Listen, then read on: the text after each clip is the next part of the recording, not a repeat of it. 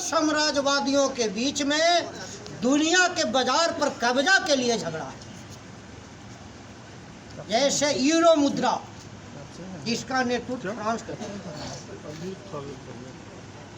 Pound जिसका नेतृत्व Britain करता है, डॉलर जिसका नेतृत्व अमेरिका करता है, और युआन जिसका नेतृत्व चीन करता है। ये चार साम्राज्यवादी मुल्क हैं दुनिया में। ये चाहते हैं कि दुनिया के बाजार पर मेरा कब्जा हो, वो चाहता है कि मेरा कब्जा हो, वो चाहता है कि। और आर्थिक वैश्विक संकट है। प्रथम वैश्विक संकट 1891 से शुरू हुआ था, 19 से 10 आते आते गहरा गया था, और 14 आते आते विश्व युद्ध शुरू हुआ, जो इनको रूस के गंवाना पड़ा था। द्वितीय आर्थिक संकट 1929 से शुरू हुआ, 39 आते आते गहराया, विश्व युद्ध शुरू हो गया। तो दुनिया में 10 राष्ट्र इनको गंवाना पड़ा था साम्राज्यवादियों का। चीन है, हंगरी है, पोलैंड है, यूगोस्लाविया है, ऐसे कई कंट्री इनको गंवाना पड़ा। साथियों, परिवर्तन होता है जब आर्थिक संकट शुरू होता है, तो पूंजीवाद के पास एकमात्र विकल्प युद्ध है। किंतु यह दो विश्व युद्ध लड़ चुके, और दोनों विश्व युद्ध में इनका मार खाना पड़ा। रूस के किसानों ने अपने हाथ में राज सत्ता ले लिया, चीन के किसानों ने अपने हाथ में राज सत्ता ले लिया द्वितीय विश्व युद्ध में, हंगरी, पोलैंड, यूगोस्लाविया का ले लिया।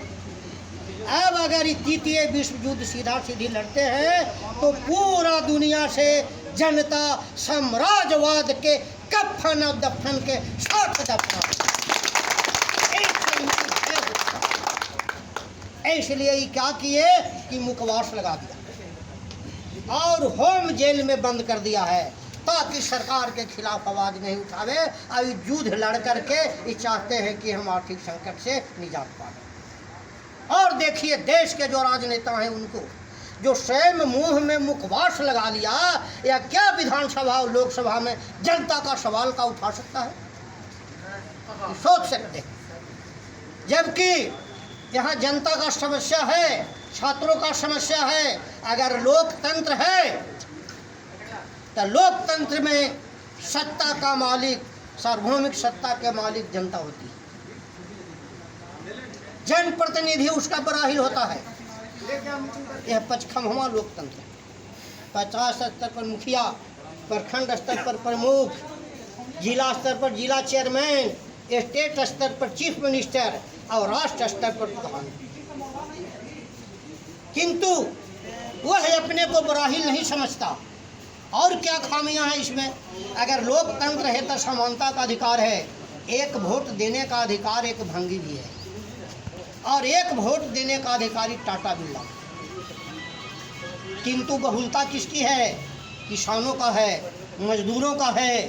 लेकिन यह किसानों मजदूरों की बात सरकार नहीं करती। कैसे नहीं करती है? कैसा लोकतंत्र है कि जिस लोकतंत्र में शिक्षा का दुरंगी नीति है।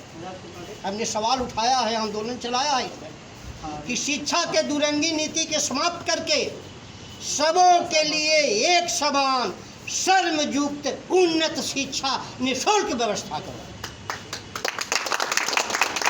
और निजी विद्यालय, निजी महाविद्यालय, निजी विश्वविद्यालय को कानून बना करके राष्ट्रीय अपराध घोषित करो, और उसके जब्त करो।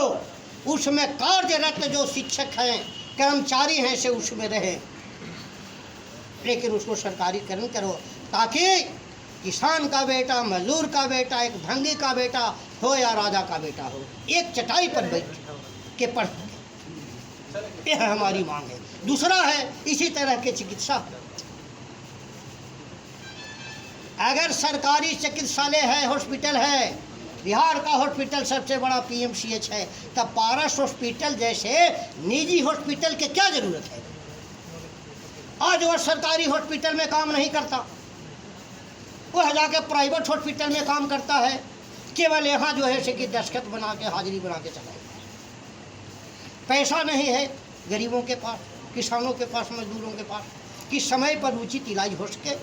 इसलिए सरकार कानून बनावे कि यह दुरंगी चिकित्सा नीति है, इसको समाप्त करो, और जो निजी चिकित्सालय चल रहे हैं उसको कानून बना करके राष्ट्रीय अपराध घोषित करो, और वह प्राइवेट जो चल रहा है चिकित्सालय उसके जब्त करो, उसको सरकारीकरण करो, और जो काम उसमें कर रहे हैं उनको योग्यता के अनुसार वेतन। तीसरा है, यह कहता है कि किसानों की सरकार। कैसे किसानों की सरकार है कि उत्पादन होता है खेत में, उत्पादन फैक्ट्री में नहीं होता है। फैक्ट्री में कच्चा माल को पक्का माल बनाया जाता है। तो जो किसान उत्पादन करता है उस वस्तु को स्वयं मूल्य निर्धारण नहीं करता, उसका मूल्य निर्धारण करता है बम्बे में एसी में बैठ करके औद्योगिक पूंजीपति और व्यवसायी, और वो अपने यहाँ का कारखाना का माल का वह स्वयं मूल्य लगा करके उस पर मोहर लगा देता है।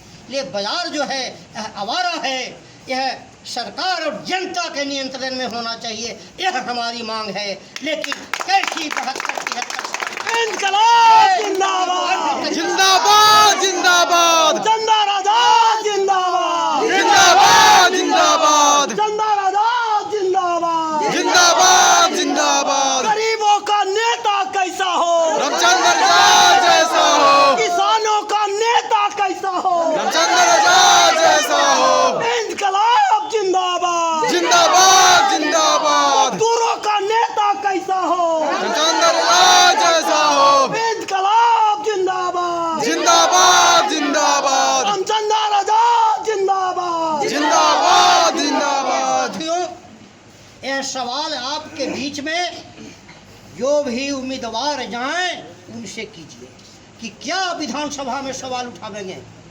जो मुखवास आपने लगा लिया, कोरोना के खिलाफ एक भी भारत का लीडर नहीं बोल रहा। कोरोना सच मामले में कोई रोग नहीं है, तो ये स्वाइन फ्लू है जो हर समय होता है, जिसको हम कर समय पार कर। इसलिए आगे यह जो सरकार है, यह सरकार पूंजीपतियों की सरकार है। आप हमको वोट करें, हम आपके सवाल को ये रोड से लेकर के, सड़क से लेकर के विधानसभा तक उठाने का काम करेंगे, और वह भारत के राजधानी दिल्ली के करेंगे। मैं इसी शब्द का